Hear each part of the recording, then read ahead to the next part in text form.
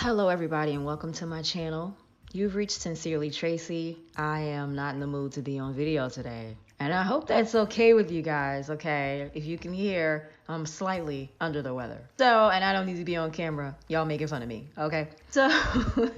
So we have reached Teen Mom OG. I'm really sorry that this is so late. I've had a lot of stuff going on. I'm not gonna sit here making excuses.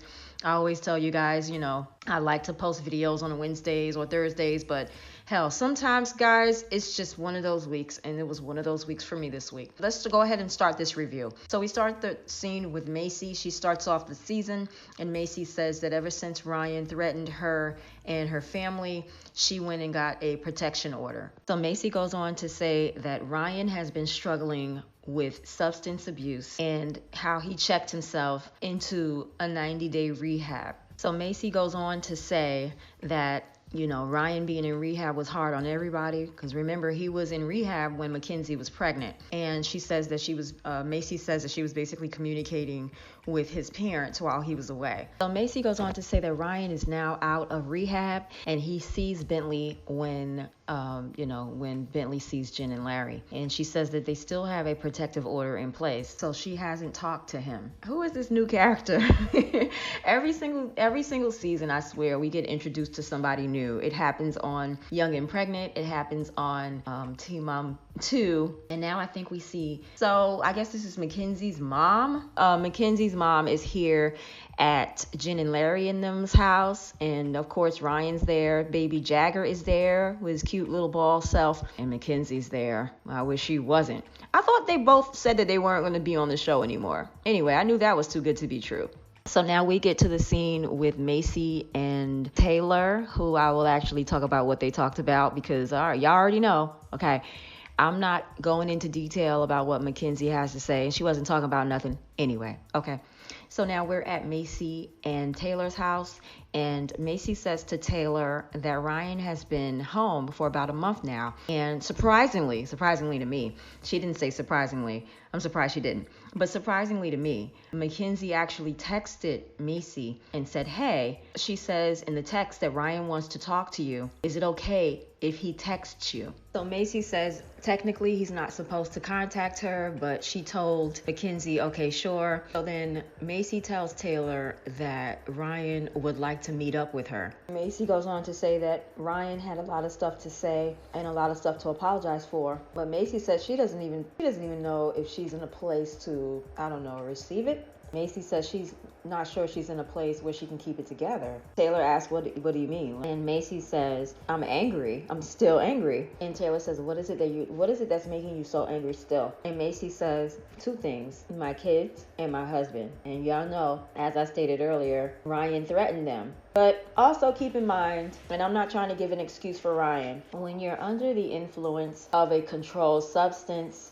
you're unpredictable. And I feel like, you're not going to forgive this person of every single thing they've ever done. And that's a horrible thing to threaten the life of a family like that. But I think I personally would hear him out. I know Maci's going to hear him out because that's just the kind of woman that she is. She's not like, I don't see Maci as a grudge holder. I really don't. Who's not willing to reason or not willing to forgive. So pretty sure, even though she's angry, she's still going to go ahead and meet up with Ryan and hear what he has to say. So the next scene is Catelynn's scene, and she says that she's 7 months pregnant with her third daughter. She goes over her and Tyler's story regarding the adoption, regarding the fact that they got married and then they had Nova, and now she's pregnant with her child number 3. Catelynn says over the past 2 years things have been rough. She says she struggles with anxiety and depression. So she's been in and out of mental health facilities, which has been really hard on her and Tyler's marriage. Tyler was also dealing with his dad's and sister's drug addiction and helped them to both get into rehab in Texas. She says Tyler had a lot on his plate, but she was totally shocked when he suggested a 30-day break. Catelynn says she was devastated when he moved out, but over the last month gained a lot of confidence parenting Nova on her own. She says they've made a lot of progress in couples counseling, and Tyler's moving back in tomorrow, so she hopes that they can make it work. So now Kirthy is here talking about how intense the fact that Nova needs so much attention. She's little, okay? Some kids need more attention than others. But anyway, Kirthy asks Catelynn, how is Nova always like this where she needs all of your constant attention? And Catelynn says it's all the time. Kirthy goes on to ask, what have you guys told Nova about why daddy isn't here? And Catelynn says they basically lie to her. Y'all always lying to that little girl, okay? She's gonna have issues when she grows up with trust. Catelynn says we're just telling her, oh, daddy's at the new house fixing it for us to move in. So Kirthy says, so y'all moving back together? And Catelynn says, yeah, I need to get boxes and start packing. I just hope it works out. So the next scene is Cheyenne. I'm sorry, my least favorite. Beautiful girl, beautiful sister, beautiful. Her sister had her baby, by the way. His name is Bayaz. Am I saying that right? I ain't gonna say nothing about that name, okay, Carol? I'm not gonna say nothing about that name. And for a minute, I forgot Ryder's name. And I was like, what is this cute little girl's name? Because it's been a minute, okay? But then I remembered her name's Ryder. We see in this particular part of the scene that Cory's coming up to the door with flowers. I'm over here thinking he's bringing flowers for our Kylie. Is that her name? The Cheyenne sister, because she had the baby or whatever. But no, the flowers were for Ryder, which was really cute. I don't know what a little toddler is going to do with flowers, but alrighty then. So I was over here wondering why the heck it took so long for Cheyenne to start her narration, but then she begins. So Cheyenne reminds all of us of when she was on the Challenge TV show with Cory. She says Cory was totally shocked when he found out he was Ryder's dad. So then she goes into her relationship with Zach. He was so fine. Gray hair, not girl. He was fine. And how hard it was juggling co-parenting with Cory while in a relationship with Zach.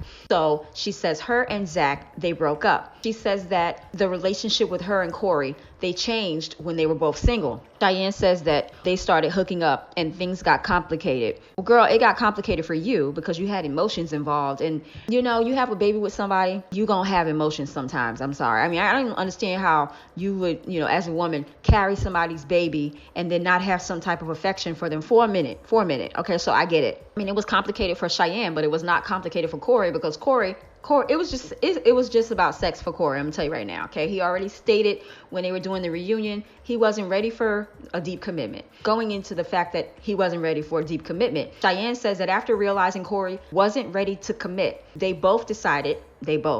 decided, and you just went along with it, girl, because if he wanted to have a committed relationship, you would have been all for it. Cheyenne says that we decided to keep our relationship platonic, which has been an adjustment. So they split time with Ryder like they were doing before, okay? And he's there a lot with Ryder, and I love it. I love seeing a dad and a mom working together for the good of the child, okay? It's very rare that I see that. Cheyenne goes on to say that they still hang out a lot as a family. So Cheyenne's sitting here talking about cooking dinner at Cory's house, buying this and that. And Cory's like, look, girl, we need to set some boundaries, okay? Because if I'm talking to somebody, he has to think about the other person that he's talking to. Cheyenne is like, well, you talked to people in the past and we still had dinner. And Cheyenne, girl, that's going to change, okay? Because eventually Cory's going to want to be with somebody, and obviously that somebody is not you. And by the way, I'm going to throw this in here. This goes to show you folks that, because Cheyenne is beautiful to me. I mean, she's very pretty. And it's just like people think that looks get you everything. Looks don't get you loyalty. Looks don't get you a man that wants to commit to you. You can be pretty as I don't know what and be cheated on. So it just goes to show you that sometimes, you have people who they know what they want. I respect Cory for the fact that he says, I don't want to be in a relationship with you. A lot of men would have just caved and been like, okay, let's call ourselves together. And they're out on the side cheating or whatever. But Cory did not do that. Cory said, look, I don't want more than than the hookup thing with you. Honestly, Cheyenne, we both, all women and men, because there are women that use men, we are worth more than just being someone's freaking toy, okay? That's exactly what I feel like. I mean, Cory was being respectful and saying, hey, I don't want this. I'm not going to go as far as to say he was treating her like a toy, but he definitely was getting his benefit. And then on the side, she's feeling these feelings, and he's like, yeah, about that. From where I said, Cheyenne was saying to Cory, well, you've talked to people before, and we've still had dinner. And Cory says, well, this time is different. Cheyenne asks Cory, is this a new person? Well, you're going to know because she might be around your daughter. So Cory says, well, he's talking to Taylor again. Now, Cheyenne says, okay. And she was not pleased. So Taylor is this lady from this show called X on the Beach that I never watched because I couldn't care less. If it wasn't the original, The Real World on MTV, I tell you right now, I have not watched it on MTV if it's a reality show. That's the straight up truth. I haven't seen Jersey Shore. I haven't seen whatever. I almost said Florida Keys. I forgot the name of that show, but you know what I'm talking about. This lady, they go ahead and go into flashbacks of when Cory was with Taylor and blah, blah, blah. And she's all right looking girl. I mean, I personally think Cheyenne's prettier, but like I said, looks aren't going to get you exclusivity. And looks aren't going to get you loyalty. Cory says to Cheyenne, well, girl, you knew this day was going to come. And Cheyenne says, not with her. You can do better. Like with you, Cheyenne? Huh? Like with you? Okay, girl, because I know where you're leading at. Cory says, well, that's your opinion. So Cheyenne asks Cory, so are you going to be serious this time? And Cory says, yes. So you know Cheyenne is freaking pissed, right? Cheyenne goes on to ask Cory, she says, so has she brought up the fact that you don't bring the baby around her? So then Cory says to Cheyenne. And Cheyenne goes on to say she doesn't want Taylor around Ryder. So Cheyenne goes on to say that they're going to have a sit-down conversation about something. I don't know what. Is Taylor horrible? I don't know. They didn't say anything about what Taylor did or whatever. I didn't watch that show. So, guys, you can go ahead in the comment section and tell me what the heck Taylor did because I have no idea. But Ryder. So funny. It's really funny how when I'm doing these reviews, I tend to call the children's names. Okay, I do that with Leah and Amber a lot. But anyway, Cheyenne says she basically does not want Taylor around her child. Cory is like, he's not just your child. And honestly, this is all about jealousy because remember, Cheyenne wanted something serious with Cory. Cory does not and did not want that serious thing with her, but he's thinking he's going to be serious with Taylor. So Cheyenne's pissed, okay? Of course Cheyenne's going to be like, you want to be serious with her? You don't want to be serious with me? I don't want her around my daughter. Now, the minute you say you don't want someone around your child, you're going to put like a division in their relationship. And that's what Cheyenne wants. Basically, she's using Ryder as like a weapon, which is messed up. So the next scene is Amber's scene, and for some reason when they pulled up Amber's name, there's a question mark behind her name, which I don't understand. Is she leaving the show? Because that would make my life as well as Janelle leaving the show, because I can't stand Amber either. So we're here at Gary's house, and we see Emily, cute little Emily, who is Gary and Christina's daughter together. And we see Leah and they're out there, I think, on the trampoline playing. Gary's inside the house and he's talking to Christina via FaceTime. Girl, where you at? She looked like she on a beach somewhere, okay? Apparently, Christina went on a cruise without your husband and kids. Girl, that's weird, but okay. I mean, who am I to judge? So then Christina asks Gary, so I know you're filming, but has Amber decided to film yet? And that's why there was the question mark back there. Okay, I wish she would not film ever again. And these people know darn well, as I say, I feel like I say this every single year on my channel. They know darn well that they're under contract to do a certain amount of shows, to do a certain amount of video time. You're not forever going to be able to decide on your own, hey, I'm not going to be on camera this year. I mean, yes, this is their lives. If they don't want their lives filmed, they can sign all over. And I'm sure that MTV will let them freaking go if that's what they want to do. I really think that they, of course, always play it up for the camera. Oh, I don't want to film. I'm not filming. Okay, girl. And when they fire you like they did Janelle, then you're going to be crying. Amber goes on to say that everything was falling into line for her last year. And she goes on to talk about Andrew and the fact that she had baby James, sweet baby James. I did not forget. But she says she struggled with postpartum depression. Amber goes on to say that people said very negative things about her on the internet, and that did not help. Amber says that she wanted to quit, but the support of her fans, girl, you have fans? Alrighty then, girl. I don't know who in the world is a fan of yours, but okay. But she says the support of her fans made her change her mind. You sure your pockets didn't change your mind? You sure your mortgage didn't change your mind? You sure, paying for all of those expenses didn't change your mind, Amber? Did it have a little something to do with it? She says she agreed to come back and film. Now, Amber says that she really isolated herself, so she's finally ready to reconnect with her family. So now we are sitting here with Amber and Crystal, and I cannot stand hearing their little corny conversations. They're never about nothing I want to hear, and they're never about nothing I want to review, to be honest with you. Crystal asks Amber, what's going on? Amber says, I'm really going to try not to be insensitive, but it's very difficult because I don't like Amber. I'm sorry in advance. Okay, y'all. Amber says, I'm really tired of every season being Amber says, I'm really tired of every season being little old depressed, sorry, sad Amber. Girl, when we tell you that we're tired of seeing depressed Amber, now I understand that you cannot control your feelings. Girl, can you please go find some fun things to do this season? Because I'm going to tell you right now, I'm skipping all of her stuff if all she gonna do is sit in the bed crying. All Amber is gonna do in this season is sit in the bed and cry the entire episode. I'm really sorry for y'all. I will be bypassing her segment. I'm sounding insensitive, but I can't do another year of this Amber thing, okay? I just can't. Anyway, Amber goes into her still being mad about social media and seeing certain things on social media.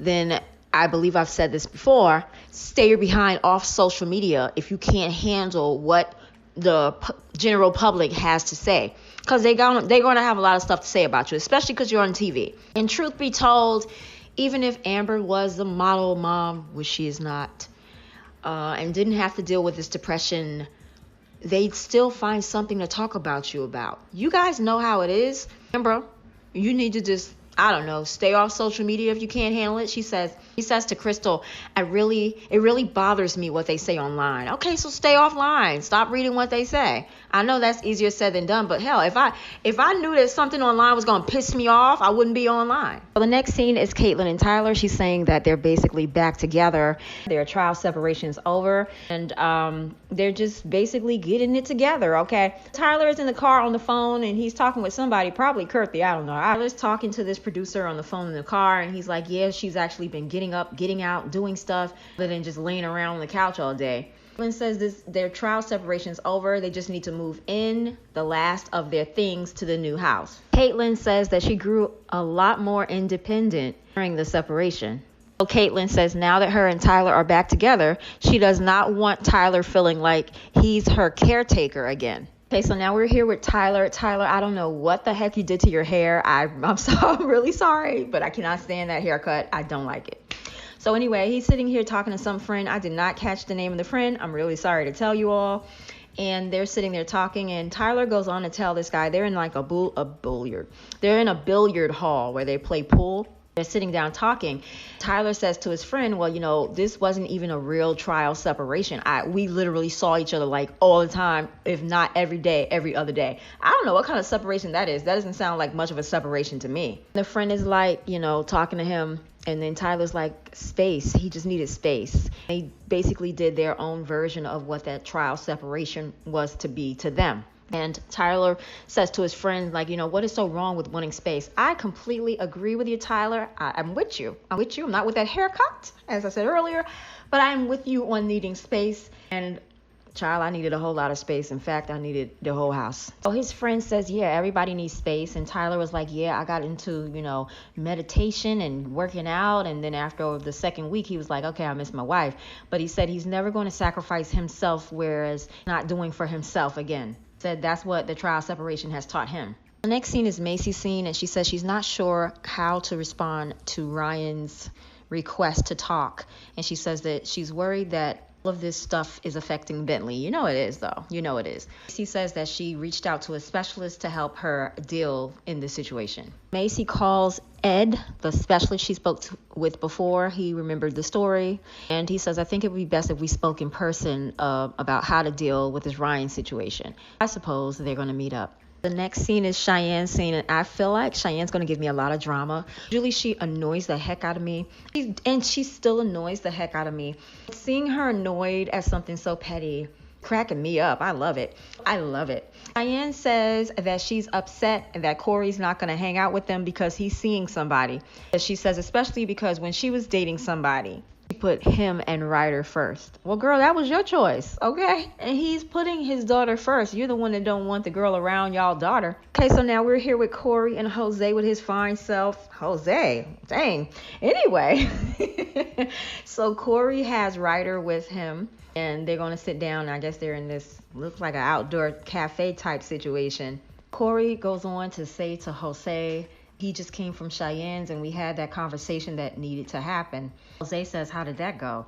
Well, Cory says, you know, I'm talking to Taylor again. Cory says out of the blue, he just texted Taylor and they were talking. And so Cory says, so now that me and her are kind of talking, kind of talking, because you made it seem like you guys were in a deep relationship, but whatever. Cory says, you know, the natural step after talking is dating, and if you're dating me, you're dating my child, you're dating my baby mama, basically. You know, he says to Jose, you know, she's gonna have to deal with Cheyenne. I'm gonna tell you right now, Cheyenne is not gonna give her an easy way to go, no matter how nice Taylor is. And I don't know anything much about Taylor. I've said it on this particular video.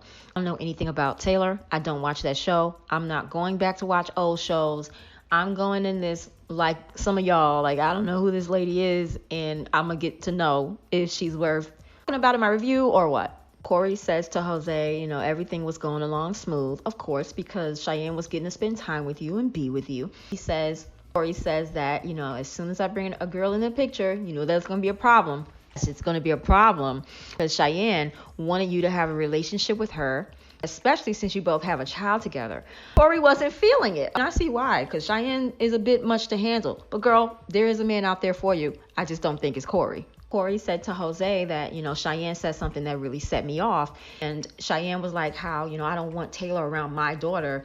And Cory said, first of all, daughter is mine and yours, not just yours or just mine. She's both of our child. Jose says, well, remember when Zach was over there and they were living together, and that's worse than you just dating somebody.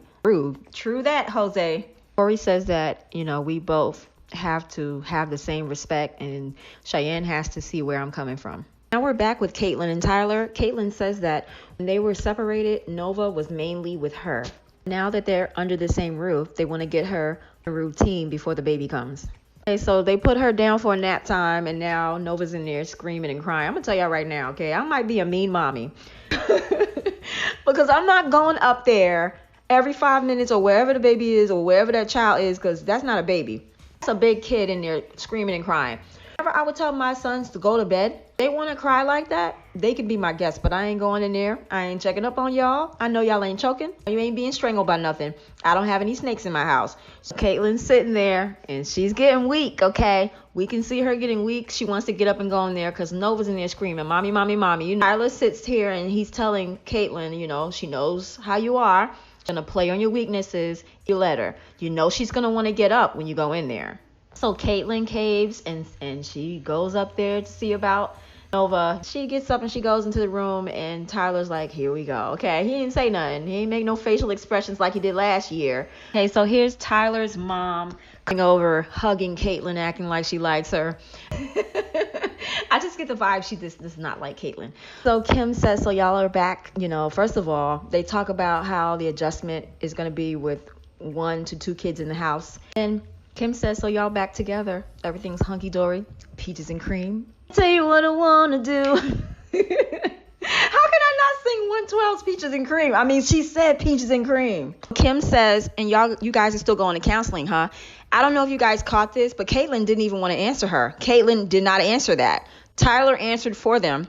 And then Kim says, so you guys are going to do all that stuff after. I'm like, Kim, you being mighty nosy, ma'am. So Kim is like, yeah, and you guys are going to continue counseling after the baby's born, right? You know, we wouldn't want to deal with that postpartum depression thing again and yakety smackety. Catelyn's like, yeah, well, I have my own therapist for that. And then Kim's like, yeah, no more, you know, Tyler said something about, I don't know who is this, said no more walking around on eggshells and all this. And I'm just like, Kim, can you please shut up? Because obviously tell that Catelyn's a little bit uncomfortable with this conversation. This is Amber's scene. She said that she was online. Again, girl, get offline. Just get offline. She said she was online. She saw some stuff about Janelle's husband or whatever, and it really upset her. Amber, what does that have to do with you? Absolutely nothing. Mind your own business. Mind your own home, which is a beautiful home. If that's your home, yes, a beautiful home. Very beautiful house. Go tend to your house. Now, we're basically, and I'm not getting into it because I've talked about this so many times. I talked about this during the reunion. I talked about this during the episode. I'm not talking about this again, okay? I'm going to talk about it briefly. I'm going to talk about this briefly to catch all up, and then I'm going to move on to the next scene. We're going right back into the fact that Amber claimed she was so concerned and yet turned around and now got on social media yelling and fussing back and forth with Janelle. That's some concern, okay? Let's move on. They show the flashbacks of Amber acting like a ridiculous idiot. Now she's sitting here with, I forgot his name, a couple of producers. He says, I just like to say sorry to my fans for acting like a complete fool. Well, girl, you got that right. You were a complete fool. Chain, chain, chain of fools. Girl, that's all I know. I don't know that song like that, but it is in my genre. Old school R&B and all. But yeah, girl, I guess, okay, she apologized, but this is not the last time she's going to act like a fool, so she might as well hold that apology for the next time, because the next time will probably be worse. Andrew's over here talking about how he heard her act. What is wrong with her earlobe? She got like 3 earlobes. I'm sorry, I'm not making fun of it, but girl, go get surgery for those earlobes. Andrew was like, I heard her downstairs. Okay, but Andrew, if you love somebody and you hear them making a complete jackass of themselves, why wouldn't you go down there and try to stop it? Huh? Anyway, I mean, don't snatch the phone out of her hand and throw it like Andre did to Elizabeth on 90 Day. And if I'm bored enough, if I ever get bored enough, I will definitely do voiceover review of 90 Day Fiancé the other way, because I really like that show. And if you guys don't know what that is, it's the opposite way where the Americans are moving out of the country. So yeah, they're only in like maybe 3 episodes, so I have enough time to start reviewing that. If you guys would like that, let me know. Andrew's over here trying to explain for Amber, and Amber's like, no, because when I was little, I used to bust heads or something. She really trying to act like she's some kind of hardcore Brooklyn 1980s Crown Heights girl. If you don't go sit down somewhere, I guarantee you did not grow up as rough as I did. Trust and believe. And this is not a competition. I'm just saying. She just is really annoying me with this trying to be a quote G, like she using her own wording. But if you don't go, well, you always sitting down. If you don't go stand up somewhere. Well, she's over here being rude as hell to Andrew, talking about, so let's not go there, you Mr. I grew up in Malibu. And Andrew says, Andrew, you want her to punch you in the face. Because she looked like she's about to punch him in the face. Andrew says to Amber, it's not your job to comment on Janelle's life. Thank you, because I agree with you, Andrew. It's not her job. She says to Andrew, I think you're being really rude right now about some stuff, so stop right now. First of all, I don't see why you have to talk to your man like that. You supposed to live in the same house, y'all share a baby and all that stuff. Why are you talking to your man like he's one of your kids? I don't even know how people like Amber get men. And at the end of the scene, Amber gave Andrew the nastiest, most ugly stank eye you could ever see in your life, and it was funny. All right, so the next scene is Cheyenne's scene, and we're here with Cory. Cory has Ryder in the park, and Cory, you gonna get stuck in that little thing, okay? With them big arms, you gonna get stuck. So anyway, Cheyenne says that she's about to go pick up Ryder from Cory. Still stressed because of their very first fight they ever had. She says she wants to get some advice from her family. Okay, so Cheyenne is here in the massage place with her, I think it said her cousin, her name's Paige. I've always loved the name Paige. Such a pretty name. Paige and R. Kyle. Girl, I don't know why your name have to be so complicated. Okay, why? Cheyenne says that, they got into their first argument, and there's a way that should be, communicating with each other that is not necessarily raising their voice in front of Ryder. So I agree with what Cheyenne's saying. There's no need to be raising your voice when you're talking and having and you're having an issue. But we're humans, and it happens when we get mad. Paige says it was over relationship stuff, wasn't it? Cheyenne says, I can't take anyone that you're seeing seriously if you're not taking that person seriously. So Cheyenne goes on to say that, Taylor went on live, and all last season she was saying that her and Cory were dating. They were dating, but maybe the dating was open and he was allowed to be with other people. I don't know. I don't know what I'm going to call this girl. I'm going to have to call her something other than R. Kylie something, because I'm just going to call her Kylie because it's hard saying the R, okay? She asks Cheyenne, what is she going to do? Cheyenne says that she's going to calmly go and talk to Cory. I don't know what you're hoping to accomplish with this. I don't know why Taylor would get on live and say that she was dating Cory if she wasn't. I don't know what she had to gain by doing that, but alrighty then. So, Cheyenne says that, I was a single mom. I wasn't even thinking, oh, wait, Cory may have relationships and he may find himself married one day and he'll have to deal with all this situation. She says she didn't think about that, and it sucks. We're here with Ryan and Mackenzie and the baby. They're eating dinner, and Ryan orders a Bud Light. And Ryan, are you supposed to be in recovery? Are you supposed to be having alcohol? Okay. Mackenzie gives him this look like, darn well. He's looking at Ryan like, she knows she's on camera. And I know there's a lot of things that Mackenzie really wants to say. I'm trying to have sympathy, but I just don't. I'm sorry. She knew he was high when she got in that car and got married. So, I'm sorry, but everything that you have to deal with, you asked for it. Okay. I was going to try to give that girl some sympathy, but then I thought about it. and she walked right into this burning fire. She saw the fire, the fire wasn't hidden. She saw the fire and she decided to walk through it anyway. So Ryan looks at Mackenzie, okay, and he says, "That's not a good look, is it?" And Mackenzie says, "Nope." And then Ryan says, "I just want a beer with my steak." But Ryan, you're just coming out of rehab. You should not. And I'm not an expert, but I'm assuming, you guys can let me know if I'm wrong, but I'm assuming that you're not supposed to have alcohol when you're in recovery because, alcohol deadens your senses. You can get intoxicated off of alcohol, which is another form of high. Correct? Am I wrong? Alrighty then. So he should not be having a beer. And Mackenzie wants to say something, but I feel like because the cameras are up, she's holding herself. Mackenzie asks Ryan, what does it feel like to be home now and not have everything controlled? And Ryan says, "Oh, it feels good." We get into this mushy crap about Ryan apologizing to Mackenzie for, putting her through all this. Girl, whatever your name is. Ryan, she knew what she was getting into when she met you. And she's sitting there like, "I don't ever want to go through this again." Well, girl, I'm sorry to tell you, he's already having a beer like the same week that he's back. I don't know the timeline. Girl, he's going to be back in rehab. He's going to get arrested again. He's going to get back in rehab. I'm tell you right now. Ryan says to Mackenzie, "You had to deal with all this stuff by yourself." And Mackenzie's like, "Well, I didn't have much of a choice." I'm like, "Girl, you had plenty of choices before you even got pregnant, before you even got married. You had a lot of choices, but you chose not to take them. So as much as I want to try to feel sympathy, I don't. The only person that I feel sympathy for in this beautiful baby, Jagger. The only person that I feel sympathy for in the two of you's relationship." First of all, I understand that this drug is really slowly killing his brain cells, and he's talking so slow now. And him now, and looking at him back when we first started Teen Mom, he's just so different, and it's just so sad to me. Of course, I have sympathy for addicts. Of course, I have sympathy for them. I understand that it's a chemical dependence, okay? But I'm really hoping he can get out of this mess. Okay. Ryan goes on to say that, I really was hoping to get with Maci and talk to her because he really did a lot of pretty shady crap. And, he wanted to basically make amends, I believe.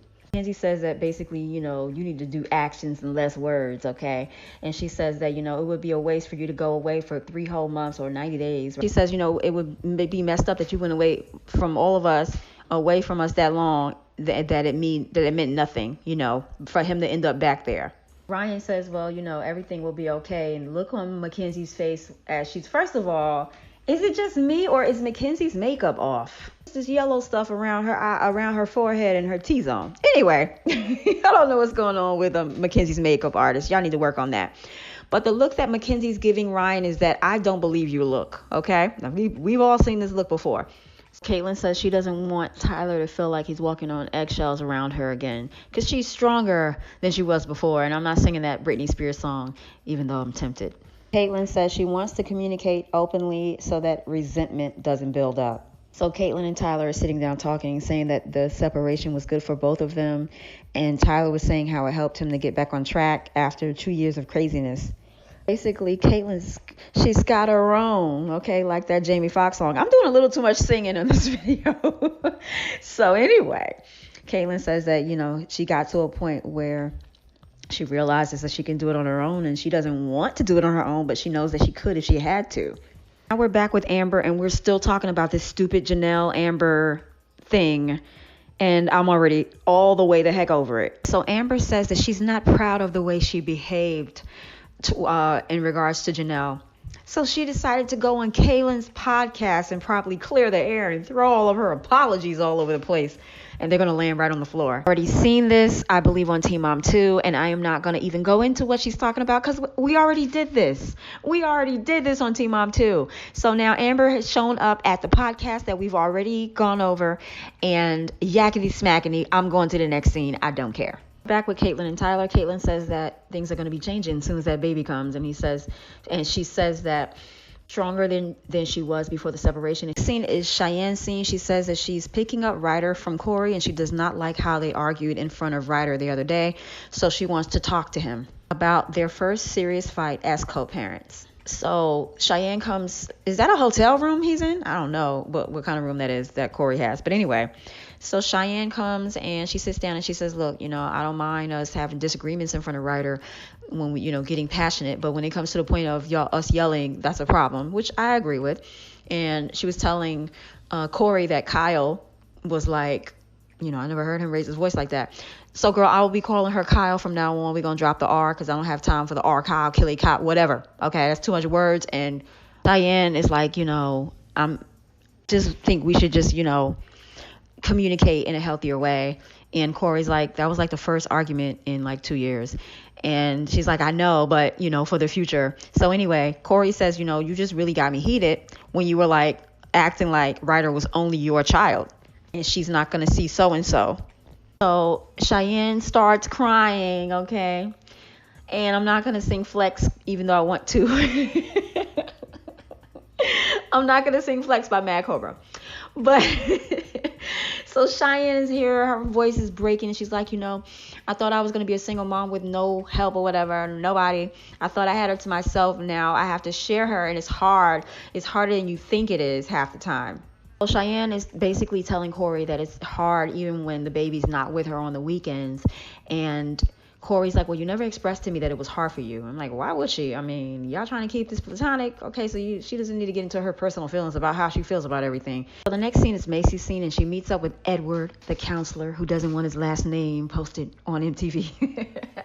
They can look you up, Edward, okay? But anyway, so I guess he's in an in-home office because it looks like a house to me.